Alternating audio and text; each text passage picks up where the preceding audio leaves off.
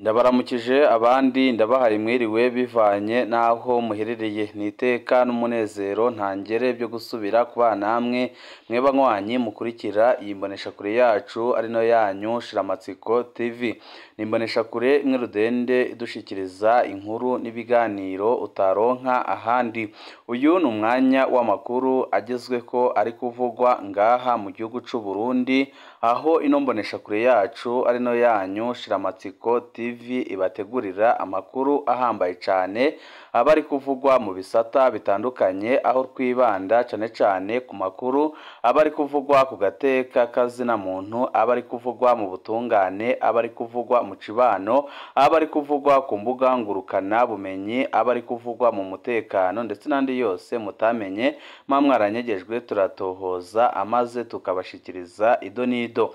Umurwi CNDH wa Sestini Muraba waraye utakaje iteka bita stati A, ikimenyetso gikomeye ko icizere amakungu yari yagiriye Perezida Ndayishimiye kigeze habi cyane. Amakuru adushikira nuko ibi byose byakozwe kubera ibintu bitangaje kandi biteye ubwoba biriko birabera ngaha mu gihugu c'u Burundi, aho ubutegetsi bwa CNDD-FDD buriko burakora amabi atagira izina, ariko umurwi CNDH ntugire ico uvuga, ntugire n'icyo utangaza. Ibyerekana neza ko uyu murwi ataco uriko urafasha abarundi, kandi bikaza bishimangira ko iyi ntwaro ya CNDD-FDD rwose ibangamiye abarundi ku rugero rukomeye cyane. Akaba ariyo mpamvu ONU yahise ifata umwanzuro kwaka stati A umurwi CNDH, kuko biboneka neza ko ntaco wigeze ufasha abenegihugu b'u Burundi. Turaza kubigaruka ko mwidonido ry'aya makuru.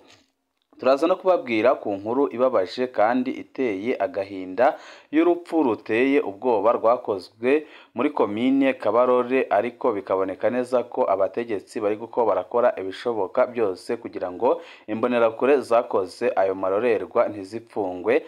Benshi mu banyagihugu batuye Kabarore bakaba bavuga ko ibi bintu biriko birabera mu gihugu c'u Burundi biteye ubwoba, kandi akaba biri ibintu byerekana ko intwaro iri ngaha mu gihugu c'u Burundi atari intwaro itwarira abarundi bose. Benshi bakibaza aho igihugu c'u Burundi kiriko kiragana. Twanabateguriye amakuru ahambaye cyane arabana n'umutekano, aho ari amakuru adushikiye adahumuriza avuga ko ibintu bigiye kuba mu gisagara ca Bujumbura biteye ubwoba, kandi avuga ko byanze bikunze biriko birakorwa n'akarwe gashigikiye uwahoze ari umushikiranganji wa mbere w'igihugu c'u Burundi Generali Arengiyome Bunyoni, aho barahiye bakarengwa bakavuga ko igihe Perezida Evariste Ndayishimiye atafata ingingo yo kumufungura byanze bikunze ibara rigomba kugwa ngaha mu gihugu c'u Burundi. Ni byinshi twabateguriye tugira ngo tubashikirize, wecu ubusabwa nta cindi. Niba ukunda amakuru n'ibiganiro tudahwema gucisha kuri n'umuyoboro wa YouTube Shiramatsiko TV, ukaba utarabyonda kuri sabone canke subscribe, akaniko karyo keza ko gubyondaho kugira ngo uko dushizeho amakuru n'ibiganiro bene nk'ibi ujye uba wa mbere mu gushikirwa nabyo. Ukibuka no gusangiza abagenzi ukanze kuri share kugira ngo bamenye ibiriko birabera ngaha mu gihugu c'u Burundi, kuko abarundi barakeneye gufatana mu nda kugira ngo bikureho iyi ntwaro y'agahotoro, iyi ntwaro y'agacinyizo, intwaro imaze imyaka ishika 18 izingiye amaboko imugongo y'abarundi. Umurwi CNDH wa Sestini Muraba waraye utakaje iteka bita stati A, ikimenyetso gikomeye ko icizere amakungu yaragiriye Perezida Ndayishimiye kigeze habi cyane. Mu myaka 6 gusa umurwi CNDH utakaje stati A inshuro zibiri. Irya mbere hari ku ntwaro ya Perezida Nkurunziza muri ntwarane 2018. CNDH aho yo kwiyamiriza ihonyangwa ry'agateka kazina muntu mu kiringo ca gatatu ca Nkurunziza, yabyina ubutegetsi, yasigura amafuti y'ubutegetsi, igagwanya abaharanira agateka kazina muntu. Muri 2019 CNDH yahawe umurongozi mushasha Sestini Muraba. Uyu mu mwanya wa mbere yagerageje kuganira n'abaharanira agateka kazina muntu bahunze, yasa n'ubufise intumbero yo guhindura uko CNDH ikora. Umuzo wa Perezida Ndayishimiye ku butegetsi muri 2020 waratanze icizere mu makungu. Sestini Muraba yabonetse ari mu begereye cyane Perezida Ndayishimiye. Ibi byatumye CNDH ikurwaho ibihano irasubirana iteka rya stati A muri 2021. Ingingo yafashwe mu gihe amakungu yariko arakuraho ibihano nka byose byari byarafatiwe Uburundi mu kiringo ca gatatu ca Nkurunziza, ariko imyaka yagiye yerekana ko by'ukuri atacahindutse. CNDH yasubiriye kugwanya abaharanira agateka kazina muntu igerageza gupfukira ibyaha bikomeye bikorwa n'intwaro ya Perezida Evariste Ndayishimiye bijyanye no kugandagura abanyagihugu nk'uko tuza kubigarukako. Mu myaka 5 amaze arongoye CNDH, 16 Muraba ntarigera yemeza ko inzego z'igihugu zanyuruje abantu bakaburwa irengero. Na bakeya CNDH yagerageje kwemera yavuze ko iriko iratohoza raporo mu mwaka wa 2021 amatohoza itigeze isubira kuvuga. Ahandi naho ivuga ko abantu babuzwe irengero ariko ikanka kuvuga inzego zabanyuruje. Ibyo bituma ibyo byaha bititwa ko ari ibyaha byakozwe n'ubutegetsi. Ni nk'uko CNDH idashobora kuvuga ubwicanyi bwa politike bukorwa n'ubutegetsi, ikitavuzwe co ni ukuvugira impahazwa zipfungwa zizira ibyumviro bya politike byazo. Muri kuno kwa gatanu 2024 CNDH yasubiriye gutakaza stati A, ni ukuvuga ko itakirekuriwe gufata ijambo mu nama z'igisata ca ONU kijejwe agateka kazina muntu. Ni ukuvuga kandi ko igiye gutakaza imfashanyo ihabwa n'amakungu. Gutakaza stati A bisigura ko umurwi w'igihugu ujejwe agateka kazina muntu utaba wigenga koko. Ibihano bifatiwe CNDH ni ubutumwa butabesha ko leta ya Perezida Ndayishimiye iriko iratakaza icizere yari ifitiwe n'amakungu, aho Ndayishimiye yaza ku butegetsi ntakiboneka nk'uwaje guhindura ibintu mu Burundi, ahubwo araboneka nk'uwaje kubidabanga ku rugero rukomeye cane. Akaba ariyo mpamvu amakungu yafatiye imyanzuro ikomeye cane CNDH, kuko itigera ishira amabi hanze akorwa n'ubutegetsi bwa CNDD-FDD canke se ngo iyiyamirize. Muri ibyo birebana n'agateka kazina muntu mu impahazwa yo muri komine Kabarore, urupfu rubabaje rwa Philippe Nsabimana. Ibi bintu birababaje kandi birateye isoni kubona umunyagihugu yicwa izuba riva ku murango rwose, abanyagihugu barorera, ariko bikaboneka neza ko inzego ziriko zirakingira abakoze ubwo bwicanyi. Nakamaramaza benshi baribaza aho ubu butegetsi bwa Perezida Evariste Ndayishimiye buriko buraganisha igihugu c'u Burundi. Kuri wa gatanu iheze igenekerezo rya 10 ukwezi kwa gatanu 2024 ibara ryaraguye muri komine Kabarore mu ntara ya Kayanza. Imbonerakure zirongowe n'uwigira igihangange muri ako karere Victor Niyonkuru zaragandaguye bunyamaswa umunyagihugu yitwa Nsabimana Philippe, zica zimuta mu ruzi Kanyaru rugabura Uburundi n'u Rwanda. Abanyagihugu barakoze ibishoboka byose, Victor Niyonkuru na bagenzi be barafatwa, ariko abategetsi bo mu Kayanza bariko basya batanzambaye ngo izo nkorabara zirekurwe kandi zihite zidegembya. Philippe Nsabimana ninde? Philippe Nsabimana yari umugabo w'imyaka 27 ava ku mutumba wa Ryamukona muri komine Kabarore mu ntara ya Kayanza. Philippe yari yubatse akagira utwana tubiri tukiri duto cane. Mu kazi kiwe ka misi yose yari umurimyi, akongera akadandaza inzoga. Yari umunyagihugu asanzwe yize amashuri mato gusa, akavugwa ko atabye imigambwe yajamwe. Aho ku Byamukona ni ku rubibi rw'u Burundi n'u Rwanda. Bino bihugu bitandukanywa n'uruzi Kanyaru. Aho niho abarundi batandukanira n'abanyarwanda, aho hirya yarwo ni abanyarwanda mu gihe hakuno ari abarundi. Abanyagihugu baho ni ababanyi bama bajabutse bakagenderanira cyane, ariko ibihe ntibyoroshe muri kino gihe Uburundi bwugaye imbibi buhana n'u Rwanda.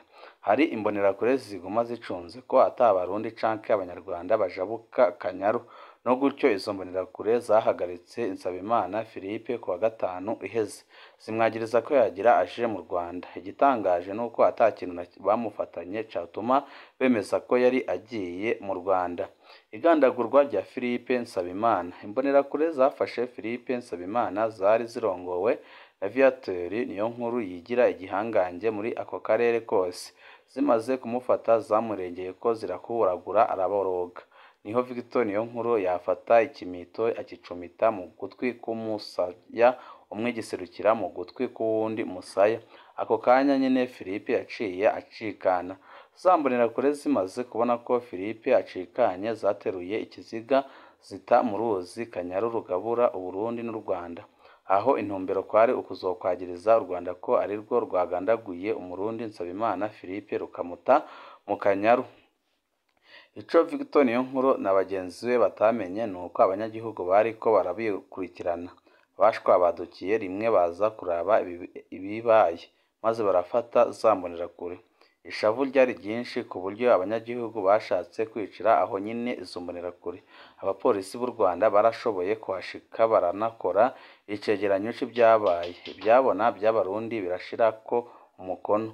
Abanyagihugu barashoboye gukura ikiziga muri Kanyaru baca baragitahana ku ruhande rw'u Burundi.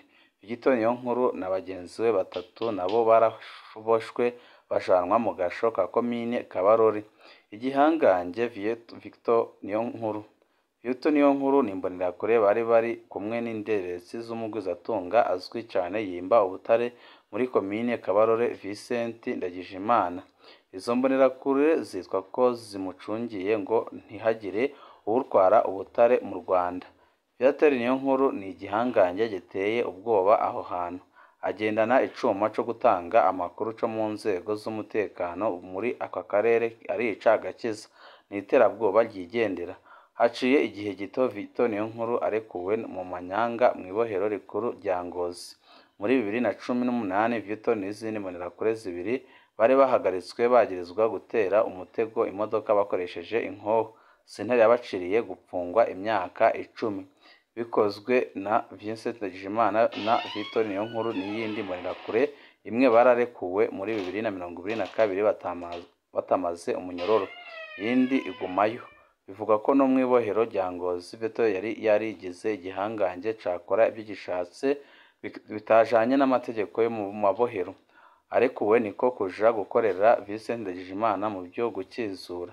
Bivuga ko Victor Niyonkuru yaje yizaniye izindi mbonerakure zo mu Kayanza zidasanzwe zizwi muri komine Kabarore. Abategetsi ntibashaka ko Victor Niyonkuru ahanwa. Mu ntara ya Kayanza Vincent Ndagijimana asanzwe afatwa nk'umwami yaguze abategetsi baho bose. Ico Vincent ashatse nico gikorwa n'abategetsi bose.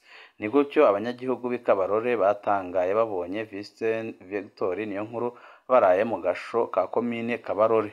Bajanwa mu Kayanza nk'uko byahora bigendera ku zindi nkozi z'ikibi zafashwe zihesheje gukora icaha gikomeye.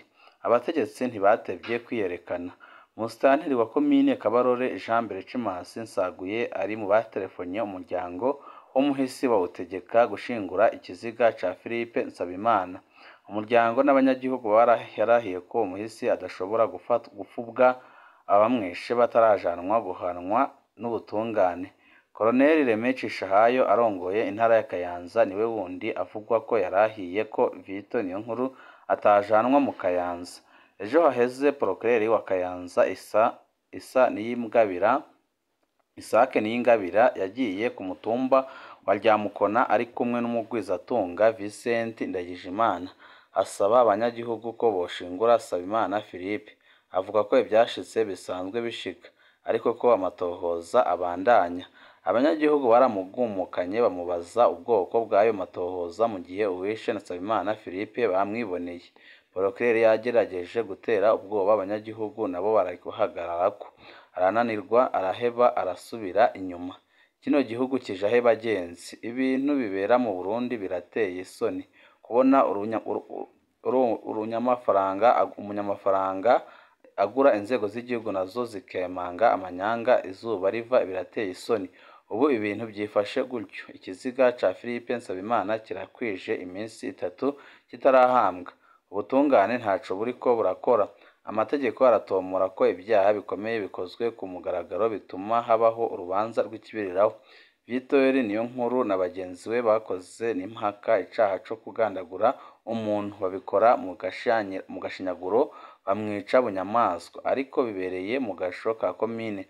Abajejwe kubahana nibo basigurira abanyagihugu ko ibyaha ari ibisanzwe mbere bagatera ubwoba umuryango wabuze aho kuwushigikira. Mbe yemwe ya leta mvyeyi iri hehe?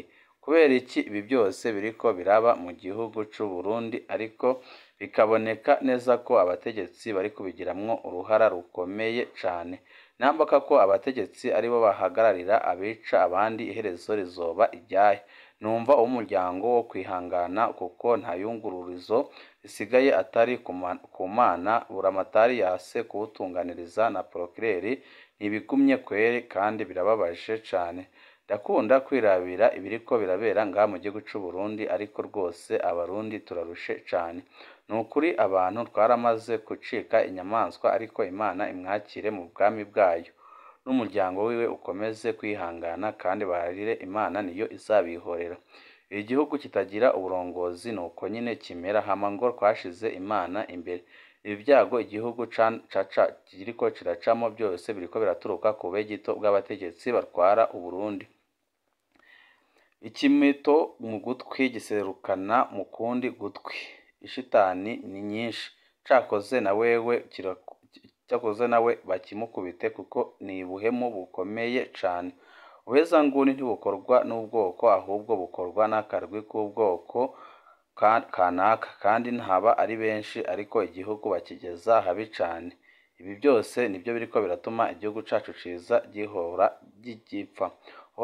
Uhoraho Mana yacu niwe wenyene ushobora kudutabara, naho leta ya CNDD-FDD ni leta y'abicanyi, ni leta ishaka kutumara twese.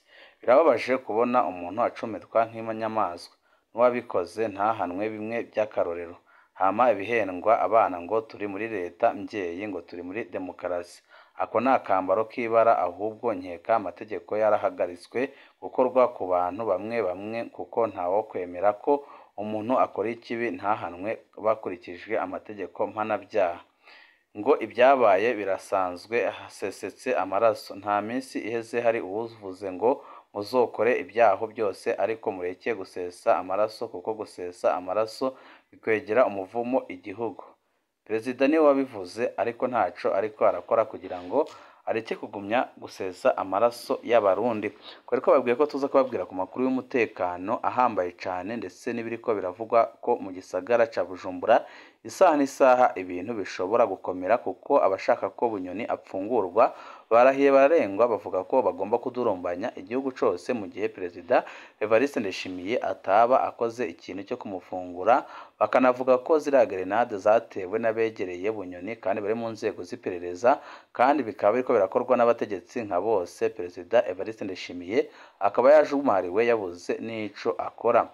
Kandi kanya kari buze n'amakuru arambuye kuri iyo ngingo, aho tuza kubabwira byinshi byerekana ko ubutegetsi bugejeje igihugu ku mfiro, kandi byerekana ko abarundi badafatanye mu nda ngo batabare igihugu c'u Burundi gishobora kwibagirana ku ikarita y'isi. Ibe byiza nibyo ndabipfurije.